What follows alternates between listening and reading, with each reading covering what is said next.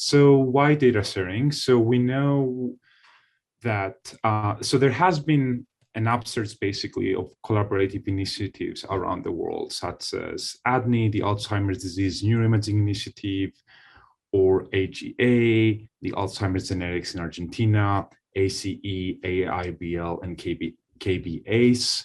All of these initiatives, their main goal is to basically utilize big data, and that has opened up new avenues in basically exploring all of these data sets for accelerating research in Alzheimer's disease.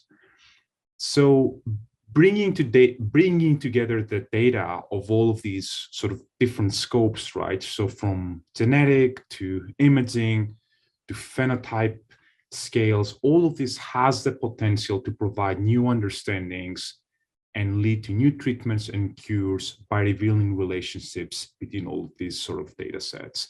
In simple words, in my opinion, bringing data together can basically provide answers to questions of interest that sort of a handful siloed data sets would fail to do so. So I think this is really, really important, specifically in the context of Alzheimer's disease.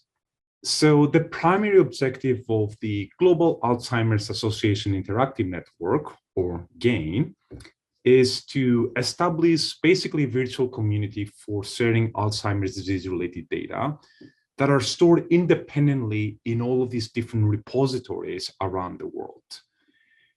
And the idea behind GAAIN is basically to bring all this information that otherwise is not sort of interconnected between these repositories and bring it together in one unified platform.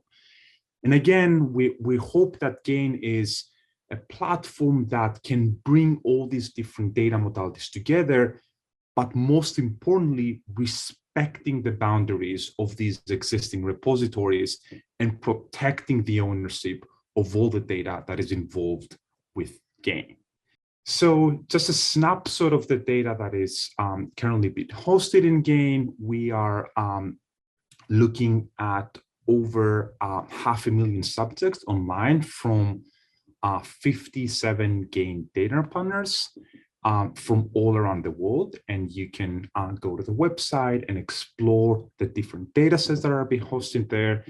And again, what we're hoping here is by using GAAIN and aggregating all these data together from all of these important studies can reveal more insights into Alzheimer's disease, improved treatments, design measures that can delay the onset of Alzheimer's disease, and so on and so forth. So all of these studies with different objectives are now currently being hosted in GAAIN.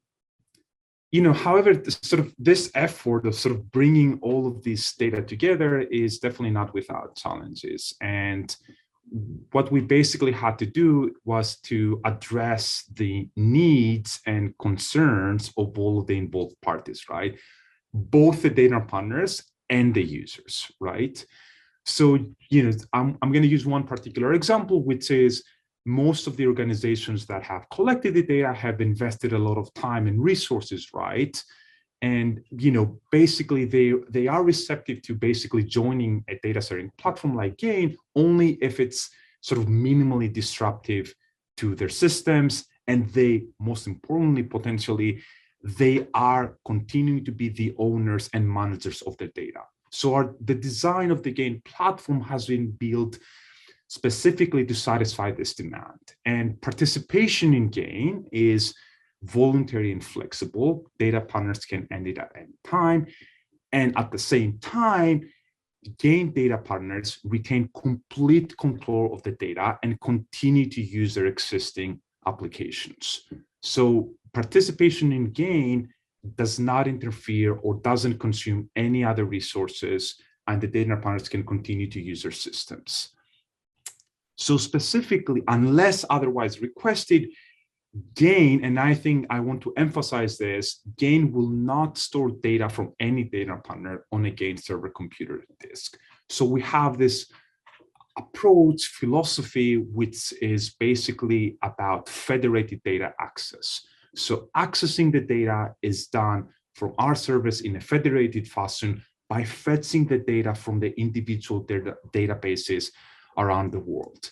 And We established this because we do not want to store the data centrally as opposed to other platforms, given the concerns that a lot of the data partners have with respect to giving away this data, right? So this is a completely different approach from most of the other platforms that are out there that basically require you to just give the data beforehand and store everything centrally.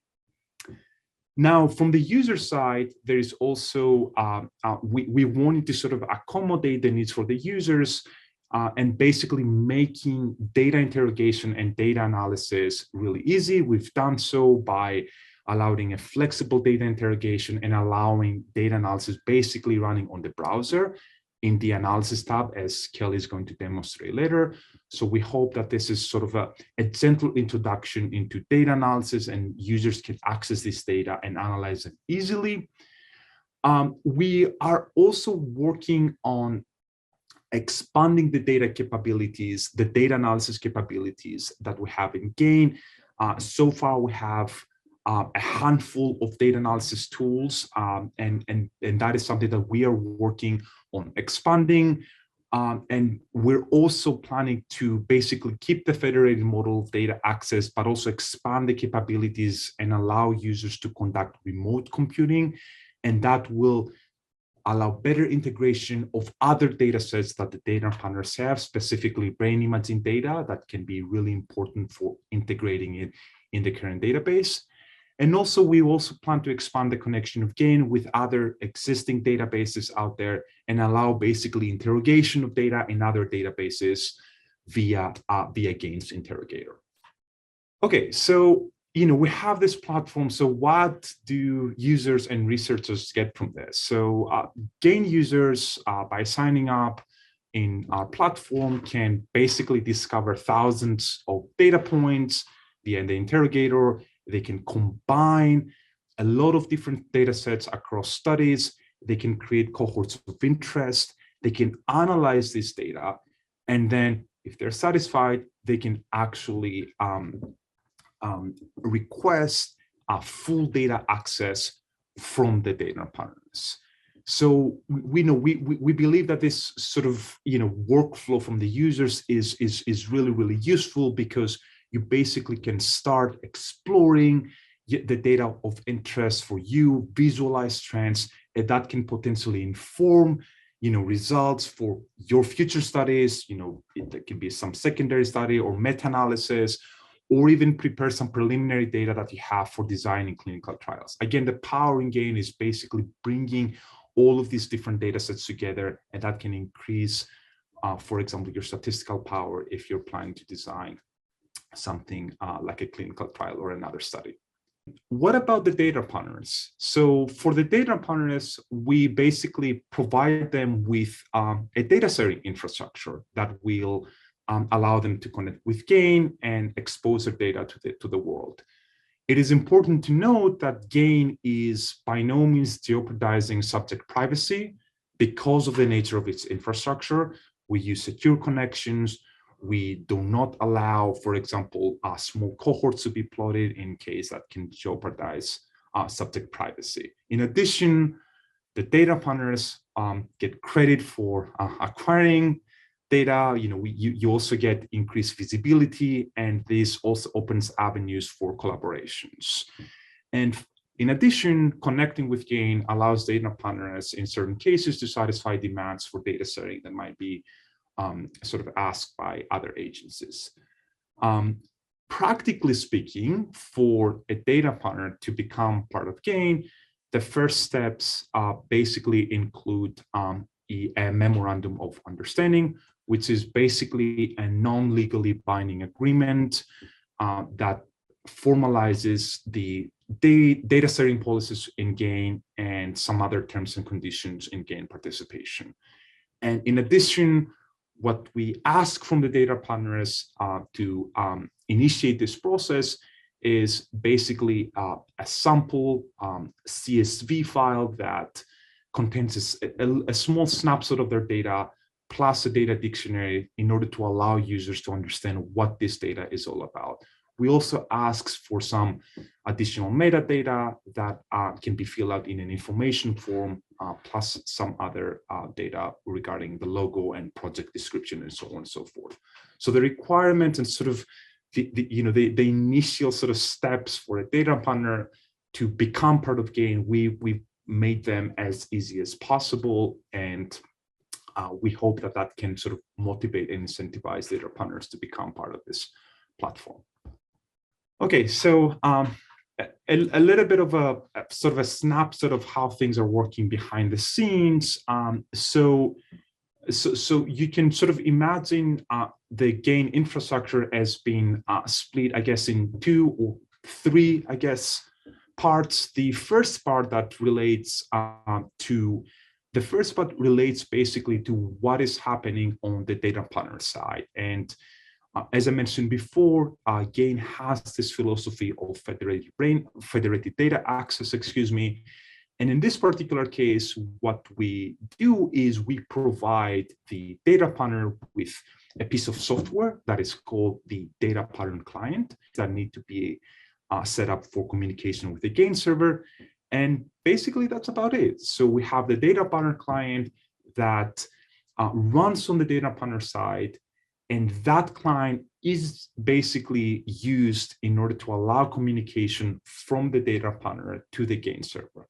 It's also worth mentioning that the way that we've designed the data partner client, we allow the data partners to basically cut the connection at any time they feel to do so. So we're very flexible in terms of when the data partners want to actually have the data partner client running and serving the data or not. So after that, what basically is happening is we, as the GAAIN server, we talk to these data partner clients around the world. And once a user goes into GAAIN and basically asks to visualize some of the data, what's happening there is the GAAIN server fetches talks to the data partner client. The data partner client fetches some of the data from the CSV and then sort of projects them to the web page of GAAIN. And finally, users can use those data to basically perform specific analysis. So this sort of data partner client GAAIN server architecture, we believe it's unique in its own way because it allows for this sort of federated access and GAAIN does not require storing all this data centrally, but at the same time, it allows the users to access the data, all of this data that is hosted in GAAIN.